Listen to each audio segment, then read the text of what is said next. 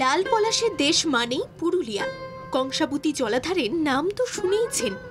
সেই জলাধারের একদম গা ঘেঁষে গড়ে উঠেছে সোনাঝুরি, শিমুল, পলাশ, পিয়ালের জঙ্গল। আর এই স্থানেই রয়েছে দোলাডাঙ্গা গ্রাম। শান্ত স্নিগ্ধ এই গ্রামে এলে আপনার সারা সপ্তাহের ক্লান্তি একেবারে দূর হয়ে যাবে। যাবেন নাকি একবার?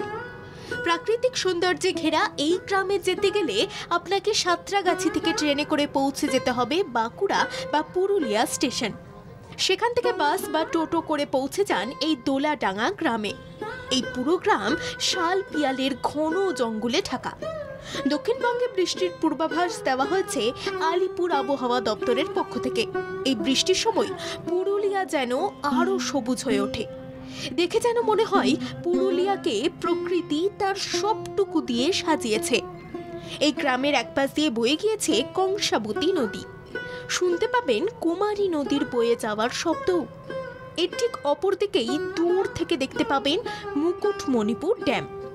দোলাডাঙ্গা গ্রাম থেকে 10 কিলোমিটার দূরেই রয়েছে বাঁকুড়ার মুকুটমণিপুর ড্যাম। এই গ্রামে জনবসতি খুবই কম, মাত্র 9 থেকে 10টি বাড়ি নিয়ে গঠিত এই গ্রাম। এখানে বসবাস করে 40 জন মানুষ। এই গ্রামে গেলে আপনি এই গ্রামের আদিবাসীদের জীবন কাহিনী খুব কাছ থেকে উপলব্ধি করতে পারবেন। পুরুলিয়া মানে সেখানে ছৌ নাচের দেখা মিলবে, সেটাই তো স্বাভাবিক। আপনি নিজেও আদিবাসীদের সঙ্গে নাচের তালে কোমর দুলিয়ে নিতে পারবেন। এই গ্রামে রয়েছে একটি অ্যাডভেঞ্চার ক্যাম্পও। সোনাঝুরি জঙ্গলের মাঝে এই ক্যাম্পে থাকতে আপনার বড়ই ভালো লাগবে। শহরের এই যান্ত্রিক ও কোলাহল জীবন থেকে কিছুদিনের জন্য মুক্তি পেতে চাইলে ঘুরে আসুন এই দোলাডাঙ্গা গ্রাম থেকে।